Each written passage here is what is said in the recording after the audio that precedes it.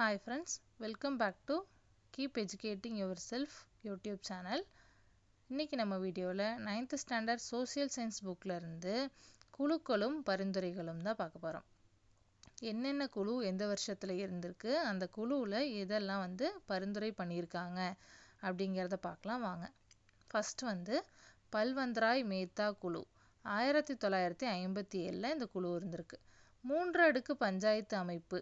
இந்த குழு என்ன சொல்லியிருக்கு, என்ன பரிந்துரைச்சிருக்கு அப்படின்னு பார்த்தீங்கன்னா 3 அடுக்கு பஞ்சாயத்து அமைப்பு. கிராம அளவில் கிராம ஊராட்சிகள் நேரடி தேர்தல், வட்டார அளவில் பஞ்சாயத்து சமிதி, மாவட்ட அளவில் ஜில்லா பரிஷத்து, மறைமுக தேர்தல், தேர்தல் பற்றின விஷயங்களை பல்வந்த்ராய் மேத்தா குழு பரிந்துரை செஞ்சுருக்காங்க. ஓகேங்களா. அசோக் மேத்தா குழு.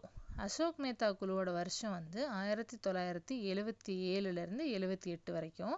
இந்த குழு என்ன பரிந்துரை செஞ்சிருக்காங்கன்னா 2 அடுக்கு முறை மற்றும் அரசியல் கட்சிகள் அனைத்து நிலை தேர்தல்களிலும் பங்கு பெற வேண்டும் அப்படிங்கறத தான் அசோக் மேத்தா குழு சொல்லியிருக்காங்க. அடுத்து GVK ராவ் குழு. இந்த குழுவோட வருஷம் 1985. இந்த குழுவில் என்ன பரிந்துரை பண்ணியிருக்காங்கன்னா திட்டக்குழுவால் நியமிக்கப்படுதல், வேரற்ற புட்கள் அப்படிங்கிறத பரிந்துரை பண்ணியிருக்காங்க. கிராஸ் வித்தவுட் ரூட்ஸ் திட்டக்குழுவால் நியமிக்கப்படுதல் தான் GVK ராவ் குழுவோட பரிந்துரை. அடுத்து LM சிங்வி குழு 1986. இதுல 73 மற்றும் 74வது அரசமைப்பு திருத்த சட்டங்களை சொல்லியிருக்காங்க. 1992வது அதை பத்தின பரிந்துரை பண்ணியிருக்காங்க. ஓகேங்களா. தேங்க்ஸ் ஃபார் வாட்சிங்.